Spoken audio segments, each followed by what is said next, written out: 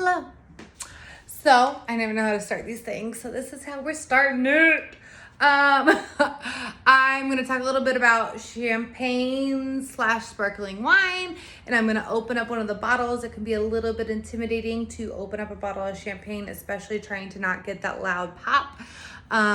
So I'm gonna do that. So first, I want to show the two differences. So one of the big questions that people have is, can it be called champagne if it's not from Champagne, France? That's like a yes or no question. It's a little bit complicated. So basically, like this one, that's a little bit backwards, but whatever. That is called champagne because it is from Champagne, France. But we have this, which is also says champagne in the bottle, but it's from California. Now, so in 1919, the treaty that ended the World War I, the Treaty of Versailles, in that treaty was also where they made the rules and regulations on when you can use the word champagne. So Champagne, the region, was trying to protect that word, and so anybody that used that word could only use it for if the grapes were from Champagne, made in Champagne, and done the traditional way. But America did not actually sign the Treaty of Versailles. So America did not have to follow those rules. We were also in the middle of the Prohibition at the time. So they were like, well, why do we care about these rules about wine when we're not even allowing people to drink it? So we were able to slide by that. And over the years, people have been able to put champagne on their bottles. Until 2006, they re-looked at it and basically were like, all right, we got to talk about this again. Y'all slipped by this, but we still got a problem with it. And we agreed to not use the name champagne, as well as words like Chianti or Burgundy or port wine. But there are some companies like the Korbel that I just showed that were grandfathered in and were allowed to still have the name champagne on there. Miller High Life, their slogan is the champagne of beer. So, facts for you. So, today we are opening up this bottle. The best way to keep practicing and learning how to do this is just to buy cheap bottles of champagne and practice how to open it. So it's very important, a couple things. One, to keep your bottle at a 45-degree angle.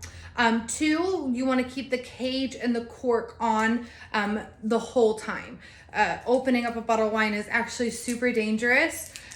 They had a nickname for champagne that was called the devil's wine back in the day because 90% of the bottles would explode in the cellars before they knew the correct way to bottle it and treat it.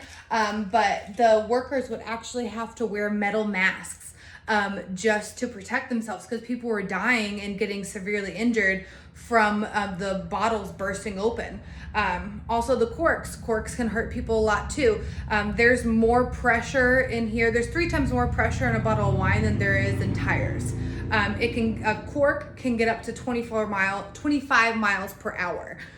So it's definitely very important to take all the precautions. So 45-degree angle, we have our cage here. So the first thing we want to do after taking off the foil, pull that right down there, and then we do 6 turns. 6 turns on here to open that up, right? 2, 3, 4, 5, 6. All right. Now I'm going to have a firm hold on not only the cork, but the cage, right? So I got my thumb on there. I got a good grip, whatever grip you need that doesn't cover any labels, do that, right? So instead of a normal wine where we turn the cork, instead we want to turn the bottom of the bottle. So we do this slowly, and now you're going to start feeling pressure coming from the top of the bottle. Now, if I didn't have my hand on here, it would probably burst out. But because we're being cautious, I have my hand on there so everybody is safe and the wine is perfect. So now I'm starting to feel pressure happening. I wish I could show you. So then I'm gonna angle that bottle while the pressure's happening. So there's just a little baby pop, just a little boom. All right.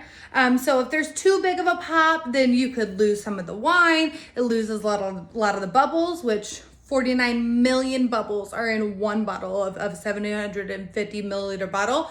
49 million bubbles, which is crazy. But yeah, so it loses a lot of the taste, and boom. So, and then from there, we want to keep the wine glass on the table when we pour it for our guests. So we'd pour a little bit. The first pour is gonna have the most bubbles. And at this point, you can pour other people wine and then come back and refill it. Pour it a little bit higher. You could just wait a bit and then add some more to that bad boy. So there it is.